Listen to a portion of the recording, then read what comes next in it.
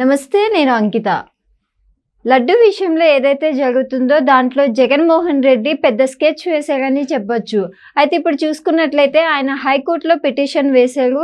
So అది ఏమైతుంది and next ఏం జరగబోతుంది అన్న విషయాన్ని తెలుసుకోవడానికి, ఈ విషయం గురించి డిస్కస్ చేయడానికి నాతో పాటు సీనియర్ జర్నలిస్ట్ సిఎస్ గారు ఉన్నారు. ఆయనతో మాట్లాడదాం.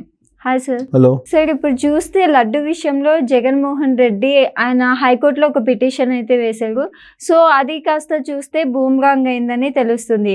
అసలు దీని తర్వాత ఏం జరగబోతుంది? ఇప్పుడు ఒకటేంటంటే వైఎస్ఆర్ కాంగ్రెస్ పార్టీ ముందున్నటువంటి ఒక పెద్ద సవాల్ ఏంటంటే తిరుపతి లడ్డు విషయంలో నెయ్యిలో కల్తీ జరిగింది. దాంట్లో జంతు కొవ్వు కలిపారు, అది కూడా పంది కొవ్వు కలిపారు, అలాగే ఆవు కొవ్వు కలిపారు. ఆవులకు సంబంధించినటువంటి కబేలాల నుంచి తీసినటువంటి వాటిని కరిగించి దాన్ని కల్తీ చేశారు అనేది రకరకాలు వస్తున్నాయి.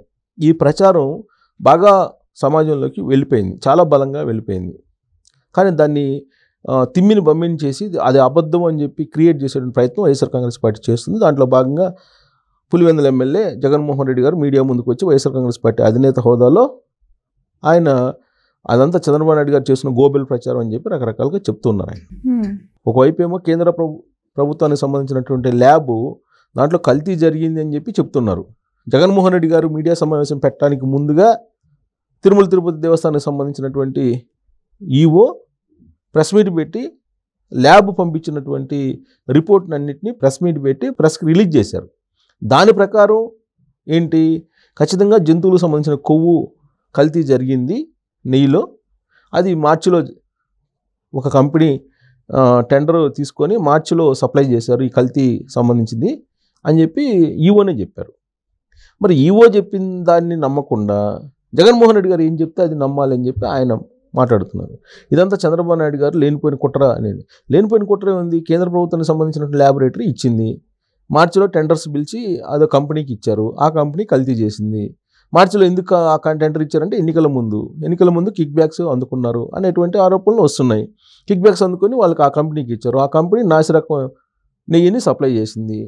నాసిరకం కంపెనీ సప్లై చేస్తే ఆయన చెప్తుంది ఏంది, టెండర్ పిలుస్తారు, దీంట్లో ట్రాన్స్పరెన్సీ ఉంటుంది, టెస్ట్ చేస్తారు, అన్నీ చేస్తారు, అన్నీ చేసినప్పుడు ఎన్ని ఎందుకు వస్తాయి ఇప్పుడు అని చెప్పి అంటారు. ఇప్పుడు అన్నీ చేసినప్పుడు వాళ్ళ ఇప్పుడు ఆ కంపెనీకి టెండర్ ఇచ్చింది జగన్మోహన్ రెడ్డి గారు ప్రభుత్వంలో ఉన్నప్పుడే కదా, మార్చిలోనే కదా. మరి అది రోజు టెస్టులు చేసుకొని అన్ని తీసుకుని అంటున్నావు కదా.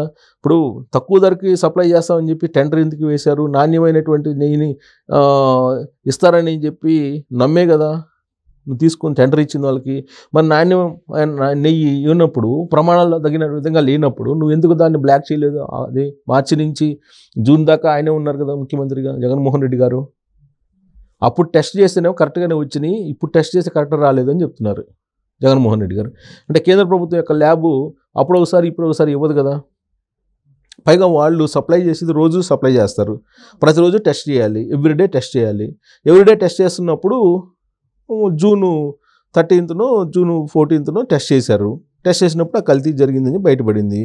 అంతకుముందు అధికారంలో జగన్మోహన్ రెడ్డి గారు ఉన్నారు కాబట్టి తిరుపతి దేవస్థానం బోర్డు ఎవరి పరిధిలో ఉంటుంది, రాష్ట్ర ప్రభుత్వం పరిధిలో ఉంటుంది కాబట్టి ఒకవేళ కల్తీ జరిగినప్పటికి కానీ దాన్ని ట్యాంపర్ చేసి కరెక్ట్గా ఉందని చెప్పేసి రికార్డు తయారు చేశారని చెప్పి ఎందుకు అనుకోకూడదు? సో ఇప్పుడు ఆ రోజు లేనిది ఇప్పుడు కల్తీ ఎందుకు వస్తుందని అంటారు. ఇప్పుడు ఈరోజు టెస్ట్ చేస్తే కల్తీ దాన్ని బయటపడింది కాబట్టి ఇప్పుడు దాన్ని బయట పెట్టారు. ఖచ్చితంగా ఆ కంపెనీకి సంబంధించి ఆ కంపెనీ వివరాలు తీసుకుంటే కనుక ఇది ఖచ్చితంగా వైఎస్ఆర్ కాంగ్రెస్ పార్టీకి సంబంధించినటువంటి వాళ్ళు బెనామీ కంపెనీ అని చెప్పి మరొక వాదన కూడా వినిపిస్తుంది. ఇన్ని పరిణామాల మధ్య అబద్ధాలని నిజం చేసి లేదు అది మంచి నెయ్యి అని నమ్మించేటువంటి ప్రయత్నం జగన్మోహన్ రెడ్డి గారు చేసేదానికి ప్రయత్నం చేస్తున్నారు సొంత మీడియా, కూలి మీడియా ద్వారా. అది ఎవరు నమ్ముతారు? ఆల్రెడీ ఈవో ప్రజల ముందు ఆ డాక్యుమెంట్ని పెట్టారు కదా. డాక్యుమెంట్ని పెట్టినప్పుడు అంత నిజం ఉన్నప్పుడు కాబట్టి ఈ ప్రచారం వెళ్ళిపోయింది, హిందూ సమాజం చేతుకరించుకుంటుంది. ఈయన చేసినటువంటి ముఖ్యమంత్రి హోదాలో ఏం చేశారు అనేది అందరికీ అర్థమైపోయింది. దీని ప్రచారం ఇంకా ఏ స్థాయికి వెళ్ళిపోతుంది? ఆల్రెడీ ఇప్పటికే కొంతమంది కేంద్ర స్థాయికి తీసుకెళ్ళడానికి కంప్లైంట్ చేయడానికి రెడీ అవుతున్నటువంటి క్రమంలో ఈయనేమంటాడు, నేను ప్రధానమంత్రికి కంప్లైంట్ చేస్తాను, హోంమంత్రికి కంప్లైంట్ చేస్తాను అంటారు. ప్రధానమంత్రికి హోంమంత్రికి ఆల్రెడీ ఇన్ఫర్మేషన్ ఉంది కదా, కేంద్ర ల్యాబొరేటరీ కదా ఇచ్చింది, ఆల్రెడీ వాళ్ళకి ఉంటుంది కదా. లేకుండా ఎందుకు ఉంటుంది?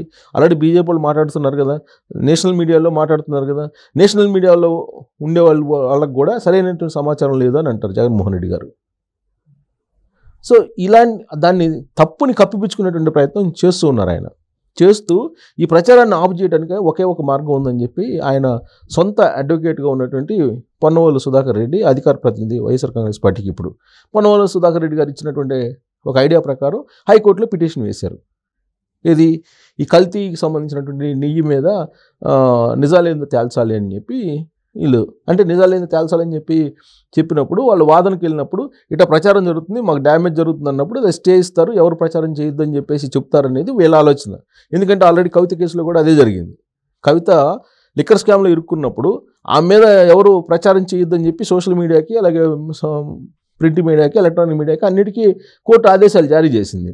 అలాంటి ఆదేశాలు తీసుకురావడానికి వీళ్ళు ఒక పిటిషన్ వేశారు వైఎస్ఆర్ కాంగ్రెస్ పార్టీ హైకోర్టులో. హైకోర్టు ఏముంది, చాలా లంచ్ మోషన్ పిటిషన్, పైగా లంచ్ మోషన్ పిటిషన్ వేశారు.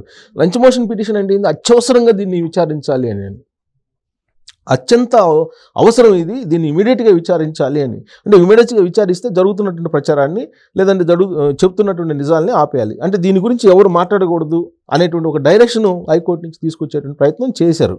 కానీ హైకోర్టు తిరస్కరించింది. బుధవారానికి ఏదో వాయిదా వేసినట్టుంది, బుధవారానికి వాయిదా వేసింది ఆ కేసుని. బుధవారం ఏం చెప్తుంది అనేది చూడాలి. అయితే ఈలోపు అన్ని డాక్యుమెంట్స్ ప్రజల్లోకి వెళ్ళిపోతాయి కాబట్టి తెలియాల్సినటువంటి సమాచారం ప్రజల్లోకి వెళ్ళిపోతుంది.